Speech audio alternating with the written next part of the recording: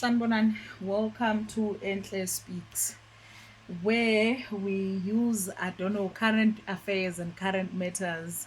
Ayingama talking point eSouth Africa as teachable moments for women. Ngiyaxolisa ukuthi bengingekho isikhathi eside. I sometimes get frustrated ngey'nto ey'ncane. For example, my YouTube awuverifyeki. That means I still cannot post long form content. And kuningi nje endiyiwani and I have a lot going on in my life. But-ke, as per usual ngiyanamukela. Imina uNtombi Enhle, welcome to Enhle Speaks. Obvious sizokhuluma ngey'sematheni, ey'sebafazini, iy'nqothovu. I'm gonna try my best to use English because there's a lot of complaints for TikTok specifically that I use too much vernac in my videos. But in a world where language is dying, emhlabeni la khona ulwimi lwethu thina abantu lufa khona. Kuyaye kube nzima for me to speak isingisi noma to articulate into ey'ningi ngesingisi because I am proud of ulimi lwami. I am proud of being a Zulu speaking woman, but I'm just proud of being African and the fact that I can speak an indigenous language so fluently and express myself so fluently. Ngithembe ukuthi uyarekhoda lo mshini. Uma ungarekhodi, disclaimer, persons mentioned in this video, they are just used. In fact, any stories and anybody mentioned in this video is just allegations, and these are just teachable moments, and these are observations and purely based on my opinion with no bearing whatsoever to the individuals. Ukube uYouTube uyangi-allow ukuthi ngibe nama-watermark, bengizofaka laba abantu besifazane abathathu as my watermark. I mean, like as my thumbnail. Yes, bengizofaka uMolweni Yele, uSithi Makoti, ngifaka uBonhle, ngifaka uNandi. And shout out to El Tito for constantly coming through with talking points. We have to acknowledge umsebenzi wakhe, and also for speaking up for the boys. One thing about El Tito, he is so realistic with the current condition yabantu besilisa South Africa, ukuthi ama-boys alambile awanamali, and they need women who are who come from so-called good families. Because what is a good woman in the South African context? A good woman in South Africa is the kind of woman that does not need a man, but wants a man for the sake of pleasure. You understand? Wants a man for the sake of he's something valuable somehow, somewhere. You understand alone? But umuntu owesifazane right eSouth Africa ongamdingi umuntu wesilisa ukuthi azocontribute empilweni yakhe monetary. It's the kind of woman who doesn't need a man to contribute or to facilitate her life financially, who just comes there with her womb, with her labor, to just bear children while his surname carries on and he gets all the credit for it. But again, lana sizokhuluma about these women that are modern women. I think the topic yami igabili with the current rise of women who are proud and loud provider wives, provider partners. Sesingena khona ke manje. I'm gonna be long with my rant. I'm hoping ukuthi uyadrive noma uyageza noma uyapheka noma usekitchen. Uma kuwukuthi unewashing awungayifoldile ngicela uphakame, or please go fold that washing while I talk. Ngithi mina, with the modern rise, with the rise of provider women, sithini thina as women who are pro-women, women who are pro-girlhood, sisterhood, women who are for women. What are my takes around this? Kuneqiniso okufanele silikhulume, and there is this lovely lady that I follow ku TikTok. She's Xhosa. I've so said I forgot her name. Opinionated something. Yes, but she's Xhosa. She said something maybe very peculiar that we all know. Uma ethi uSithi Makoti noNandi ethi give them grace, noBonhle ethi she doesn't need anything from him, it's just pure love. Usho something maybe very peculiar. And a lot of women were going at uSithi Makoti ukuthi how can she reveal ukuthi she's the provider or the breadwinner in her relationship. But kunento ayishilo engihlabe umxhwele, of which into nami engiphila ngayo, leyo ukuthi women have been providers. women have been providers. Women have been providing for men.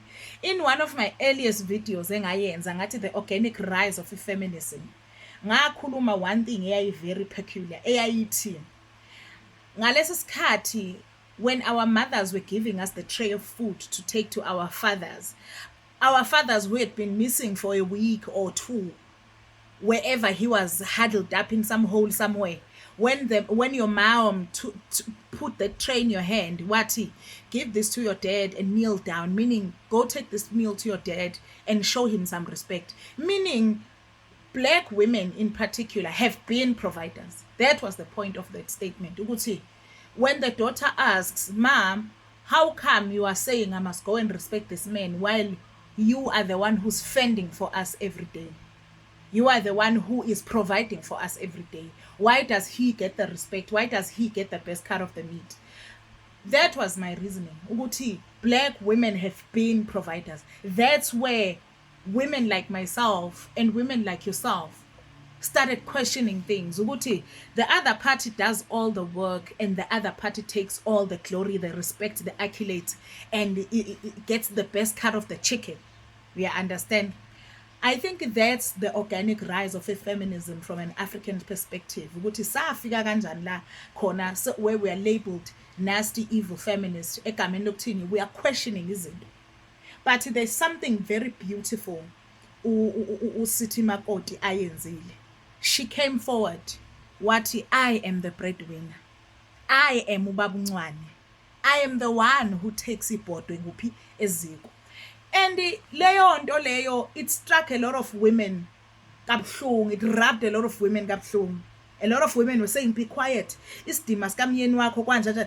But mina, I think my noise from these provider women as they come forward, ama grace givers, ukuthi a part of me hates the fact that I was conditioned to be a grace giver. And a lot of us black women are getting nothing from being grace givers. And kusangithatha isikhathi ukuthi right now I'm trying to decolonize myself from being a provider woman, because I was raised by provider women. You understand, Alond? So I am trying to decolonize myself as it stands from being a grace giver, because what I was raised by grace givers. Lana in my prep work for this video, I wrote down two sides of the argument. Mina, I am not on the side of women who are saying, how come she is outing Usihle Dambuza, she's outing her husband, nan. And I like the way Usihle Dambuza responded, by the way. Very cool, gent. Mina, my story is on the other hand, where women, already the bar is low enough. I feel like those are my tears. Those are my tears. But this is a figure lab. Okay, the good and the bad, with the recent vocalization of what? Of provider women.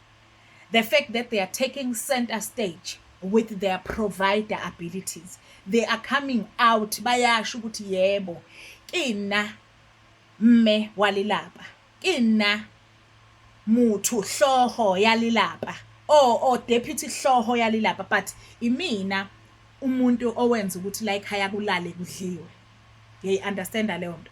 So with that belief, with that mindset, kunezinto kufanele ngi-acknowledge futhi ngibathulela isiqhoko, kakhulukazi Bonhle Modiselle, kakhulukazi uSithi Makoti. Kufanele si-acknowledge something bafazi. Angithi mina ngithena, the daughter said to the mother, walk with me. The daughter said to the mother, how come wena mama wena ozamayo la ekhaya kodwa futhi lo gets the best part of the chicken? You understand? He gets the glory, he gets the reverement, he gets the respect out of this relationship.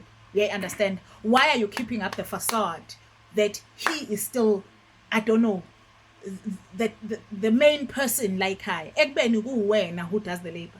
I have been crying for a millennia or more that women, umuntu nomuntu akame eduze kwensebenzo yakhe. Abantu abahlonishwe ngokwemsebenzi yabo. Yini na i-capitalism nepatriarchy esethe those rules. Ithi indoda, ngisho isiZulu sithi ubuhle bendoda zinkomo zayo. Ithi umuntu nomuntu akame eduze kwemsebenzi yakhe. then into ebenginayo mina emoyeni wami ile ukuthi why then do women continue to labor in silence for men? Why do they continue to labor without acknowledging the work of their labor, without acknowledging the fruits of their labor? Why should women go on with the facade or the pretense that they are being provided for while they are not being provided for? Uyazi ukuthi out of all people who are married, even today as it stands, bancane kakhulu who have provider husbands. And what is provision, bafazi? Provision is money. Ungangitsheli ngothando, because women ungangitsheli futhi ngenteni, because even in a household a man can never outwork a woman when it comes to children raising. Abantwana nje bakhuliswa abafazi because of the social conditioning of men.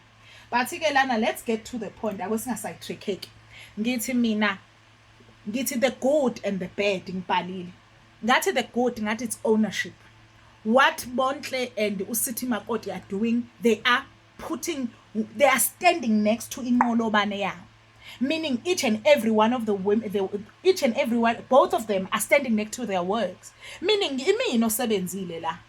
Then why then should I not get the glory yokuthi I am the one who keeps the lights on, I am the one who does the work, I do it out of love or whatever reason, but iqiniso lithi imisebenzi yami le, imini osebenzile la. I am so proud of them. I am so proud of them. I am so proud of them. My heart and my spirit is deeply pleased with their decision to actually speak about the fact that something that our mothers and our grandmothers have been quiet about for generations. Yokuthi ibona abalwa impi yeshebo nekhandlela. They are the ones who make sure that kids do not starve. Our mothers, kanti yini provision? Ngoba provision is money. Because money buys food. Money buys even the thread and the cotton that men's tabo. Money does all of that. You understand? It is women who have been providing for generations. They've been providing with under, I don't know, the guise of the men providing. Empeleni, the provision yamadoda has been an illusion for quite a while at this point. It is women who have made sure that indlu ayidliwa, bonds and rates are paid. It is women who worry even about ingane they cannot, even when the man loses a job or the man misuses money or funds his escapades. Women are the ones who have been keeping the lights on. Then why not then be proud of imisebenzi yabo? Ngibhalile la ngathi ownership. They are owning that shit. They are owning their money. They are owning their works. They are owning imisebenzi yabo.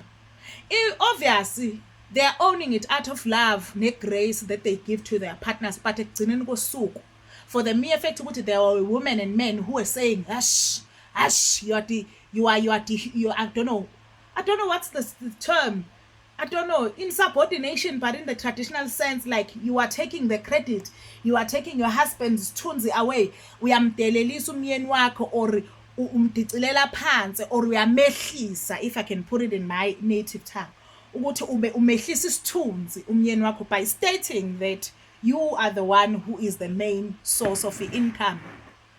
You are the one who it doesn't matter whether your husband has money or doesn't have money, but the lights are going to be on and the show will go on. Shout out to them. And we've been wanting this as women. Do not fear, we've been wanting this. Besifuna vele ukuthi umuntu nomuntu ame eduze kweinqumo zakhe, ame eduze kwemisebenzi yabo. Bengasebenzi abafazi bedrivelwe imoto. Why are you guys allowing abantu ukuthi badrive imoto zenu? Because why? Mina, I am a witness to that. Yokuthi we are always trying to save isithunzi sikabani. You understand leyo nto? Let that man be a passenger princess in peace. Ngoba ngithi vele wena okhetha ukuthi abe sempilweni yakho. Mina nje vele ngiyabenza ama passenger princess. Angifuni ukuqamba amanga. Niyalwazi kudaba. Okay, another good in all of this. It exposes the reality of current partnership. Ngibhalile la. Ngathi it exposes the reality or the realness of current partnering. Uma uthi ufuna uphathina, kuyinto enjani leyo? Kuyinto ebukeka kanjani? Kuyinto futhi ezokuholela ezintweni ezinjani leyo? it's a pity ukuthi le video I will have to cut it, but kuyinto enjani ukuthi wena ufuna uphathile, kuyinto futhi ezokuholela into enjani. Do you see the kind of sacrifices and compromises that modern women are doing in order to be partnered up? Yeah, understand? These are the realities of marriage. These are the realities of partnering up. Hayi dilulu leka Prince Charming esayidayisela Disney ngiyoke ngikhulume ngayo ngelinye ilanga, where the man will come and take away all your sorrows, from Cinderella to Snow White to all of them. The man's kiss will solve all your problems. In reality ithi actually wena ukiss wakho zosolva inkinga zalowo mfana, wena ozomkhipha kwi backroom for the sake of what? For the sake of indoda. Ngize ngabhala la ngathi this also proves the good in all of this. In the modern provider women, it proves ukuthi marriage is a token of compliance. It's no longer something that is beneficial or solely beneficial for women. Yeah, understand? Marriage is a token of compliance. Marriage is a token at this point. Into ebukeka kwi society as something acceptable. Yazi ngobani? Women bear children, women sacrifice their lives and give birth to children. Ngale kwalokho, women bring labor to the relationship, the unseen labor. It's women who bring that labor. Do you then realize ukuthi uma ukuthi wena uza nesibeletho sakho, your womb, you bring your womb to the table, you bring childbearing and rearing to the table, you bring cooked meals and running of the household. We understand, because women are still doing that duty. And on top of that, you bring zaga to the table, green money to the table. We understand that ukuthi manje, what does your partner bring lapha? I want you as a woman to sit with that. What does your partner bring?